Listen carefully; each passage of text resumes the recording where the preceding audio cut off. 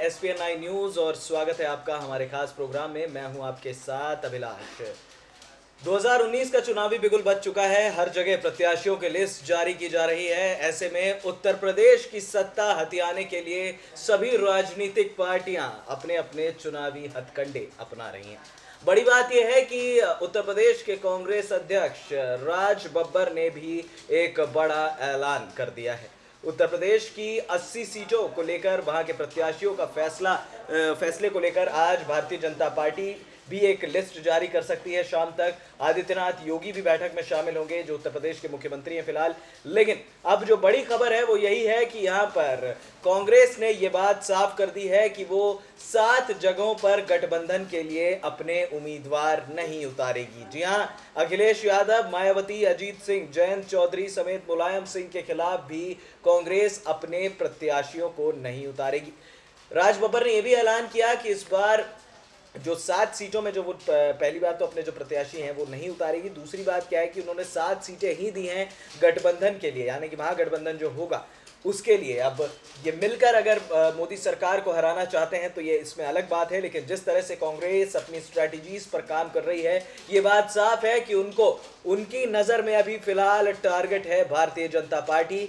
बाद में वो सपा और बसपा के साथ जो भी सीटों का बंटवारा होगा या जो भी सीटों को लेकर मसला होगा वो उसको सुलझाएंगे। फिलहाल राज बब्बर ने ये क्लियर कर दिया है कांग्रेस की तरफ से कि इस बार मुलायम सिंह, अखिलेश यादव, मायावती, अजीत सिंह, जयंत चौधरी के खिलाफ कोई भी उम्मीदवार कांग्रेस पार्टी नहीं उतारेगी। यानी कि मैनपुरी, कन्नौज, फिरोजाबाद, आजमगढ़ और अंबेडकर नगर से कोई भी कांग्रेस का प्रत्याशी नहीं खड़ा होगा। अब पूर्वी उत्तर प्रदेश की अगर आप बात करें तो प्रियंका गांधी वाड्रा आज वैसे भी लखनऊ पहुंच चुकी हैं। कल स्टीमर बोट से रैली शुरुआत करेंगी। वो सबसे पहले प्रयागराज जाएंगी और उसके बाद बनारस जाएंगी। प्रधानमंत्री के गढ़, नरेंद्र मोदी के गढ़ बनारस में प्रियंका गांधी की दहाड़ निकलेगी। और अब चुनावी बिगुल जो है वो जो बजा था वो अब और तेज बजना शुरू हो गया है। सियासत और ज्यादा गरमाने लगी है और जैसे जैसे 11 अप्रैल का पहला चरण करीब आ रहा है वैसे वैसे राजनीतिक हलचलें भी तेज हो चुकी हैं। बड़ा सवाल यह है कि क्या इस बार पूर्वी उत्तर प्रदेश में प्रियंका गांधी वाड्रा का जादू चल पाएगा? क्या इस बार कांग्रेस इतिहास के पन्नों को पलट पाएगी? फिलहाल जो स्ट्रैटेजी या फिर जो चाल प्रधानमंत्री नरेंद्र मोदी ने चली थी उत्तर प्रदेश में बनारस को अपने नाम करने के लिए, उसी चाल को एक बार फिर आगे बढ़ा रही हैं कांग्रेस की महासचिव और पूर्वी उत्तर प्रदेश की कमान संभालने वाली प्रियंका गांधी वाड्रा।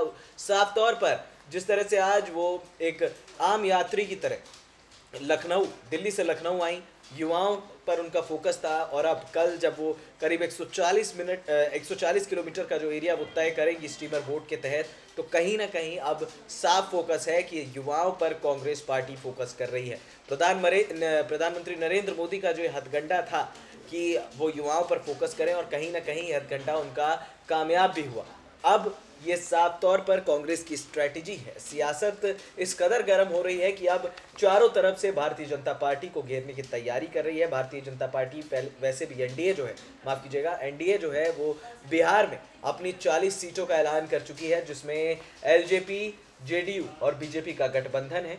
17 और 6 का रेशियो है। बीजेपी 17 पर लड़ेगी, जेडीयू 17 सीटों पर लड़ेगी और लोजपा यानी कि एलजेपी की पार्टी, रामविलास पासवान की पार्टी को 6 सीटें दी गई हैं। बड़ा सवाल यह है कि भारतीय जनता पार्टी पिछले लोकसभा चुनावों में 22 सीटें लाने के बावजूद क्यों अभी भी बैकफुट पर है? क्या भारतीय जनता पार्टी को यह समझ में आ गया है कि जो सपा, बसपा, कांग्रेस का अगर आगे गठबंधन होता है तो अब उनके लिए एक थोड़ा सा खतरे की घंटी बजेगी। जो गढ़ हैं, मैनपुरी, कन्नौज, फिरोजाबाद, आजमगढ़, अंबेडकर नगर, रायबरेली, अमेठी, ये सारे जो बड़े एरियाज हैं ये तो बीजेपी को अब हथियाने पड़ेंगे। फिलहाल अमेठी और रायबरेली में बीजेपी ने अपना पूरा जोर लगा दिया है, पूरी ताकत फूंक दी है कि ये सारे गढ़ जो हैं वो भारतीय जनता पार्टी के नाम हो जाएं। आज 100 प्रत्याशियों की लिस्ट और जारी होनी है। फिलहाल 3 दिन से ये बात चल रही है, लेकिन अब तक प्रत्याशियों की लिस्ट जारी नहीं हुई है। लेकिन अब जिस तरह से चुनावी हलचल देखने को मिल रही है, जिस तरह से कांग्रेस की तरफ से धड़ाधड़ ऐलान हो रहे हैं, उसी तरह से भारतीय जनता पार्टी भी उन प्लान्स को देख रही है, समझ रही है और उसके हिसाब से अपने प्रत्याशियों को उतार रही है।